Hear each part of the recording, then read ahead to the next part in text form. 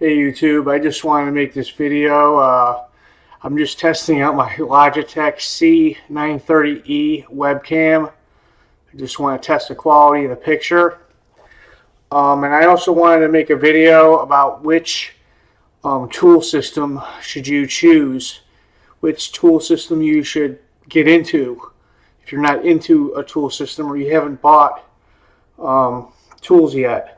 So I'm just going to go over some of the major brands and what each brand can do. The first brand I want to talk about is Ryobi. Ryobi is known for being an entry level brand, more of a homeowner kind of brand. I would not try to underestimate Ryobi. They have a new line of brushless tools. They have a 7 1/4 inch circular saw now, and they have 9 amp hour batteries.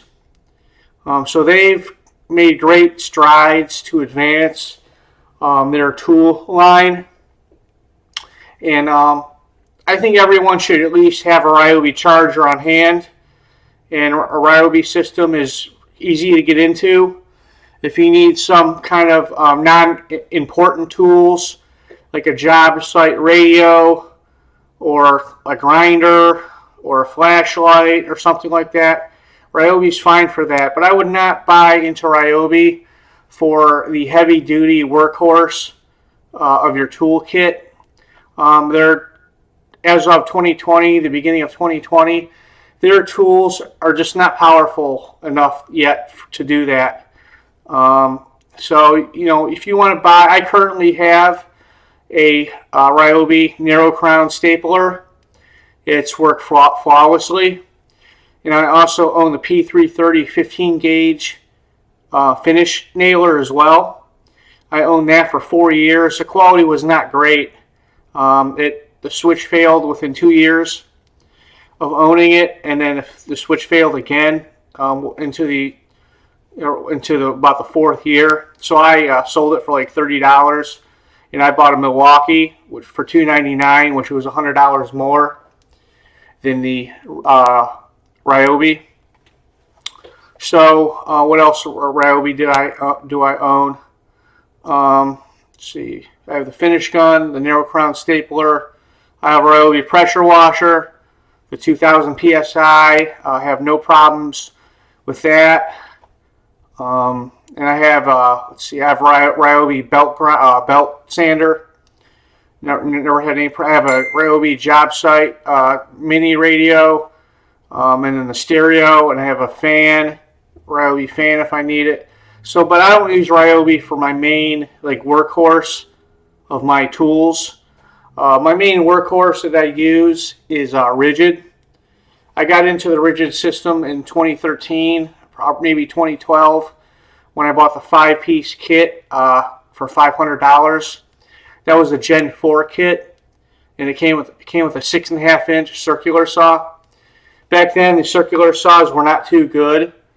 They were underpowered, and the battery went out really fast. And they came out with like a 3 amp hour battery.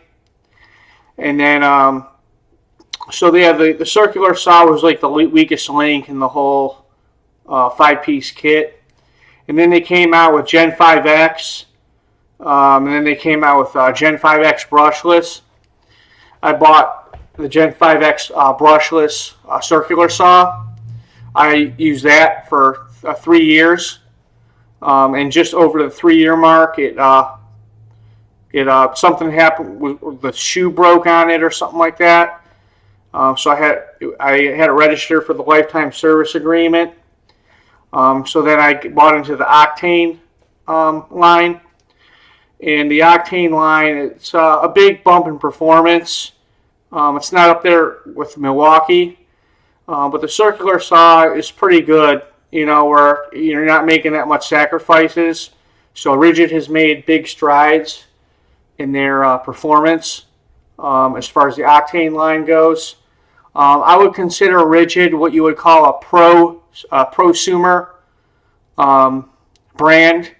In other words, it's a brand geared towards both consumers and a lot of professionals use Ridgid as well. My plumber uses Ridgid. One of my electricians I use uses Ridgid. I've used Ridgid since 2013. I bought 9.0 batteries with the octane. The 9.0 batteries can be bought off Facebook Marketplace for $60 each.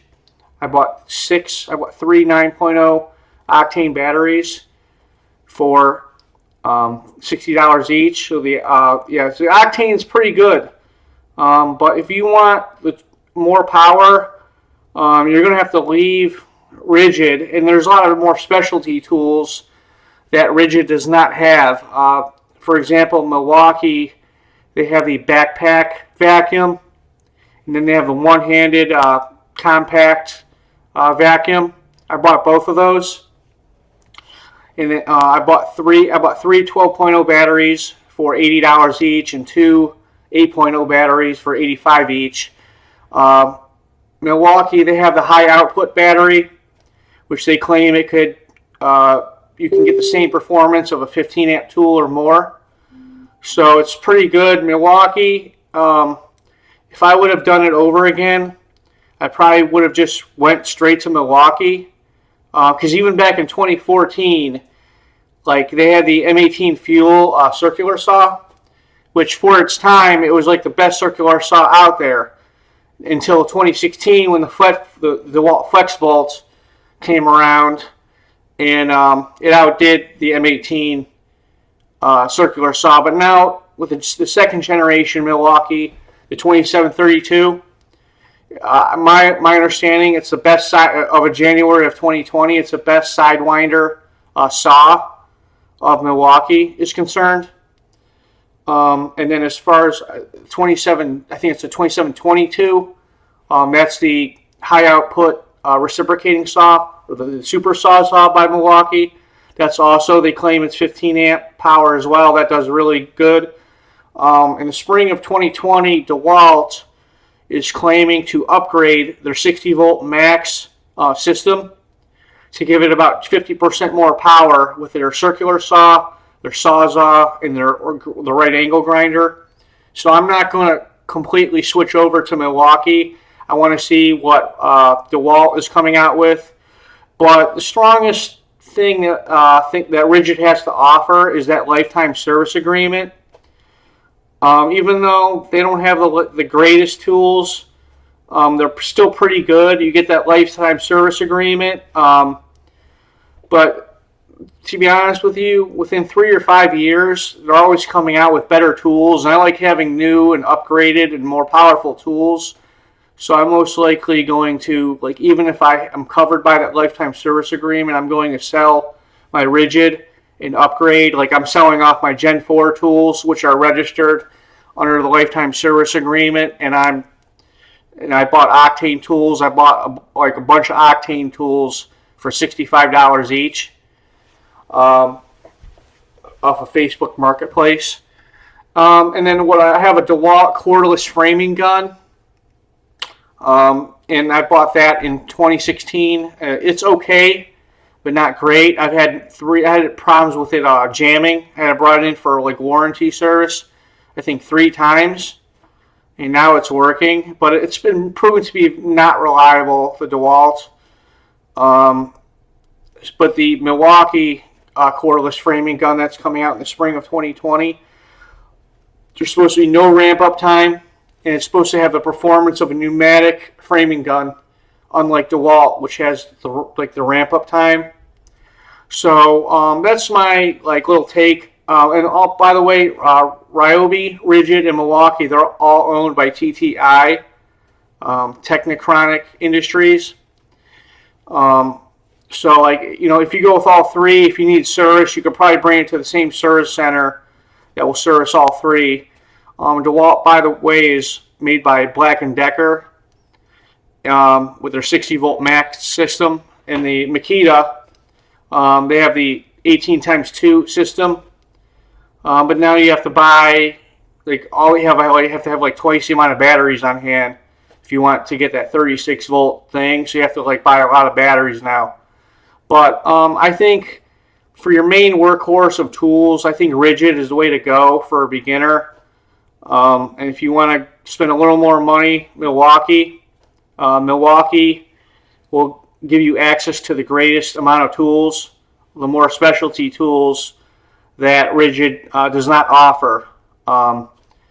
And also, to get your warranty service for Ridgid on batteries, it's easier. You could just bring it to the warranty place and they'll just take care of it. Where Milwaukee, I think you have to send it to them via FedEx, and you have to wait, and then they send it back. So I think, and also Milwaukee, they don't require a serial number. They don't require a receipt or registration. You just have to have the serial number.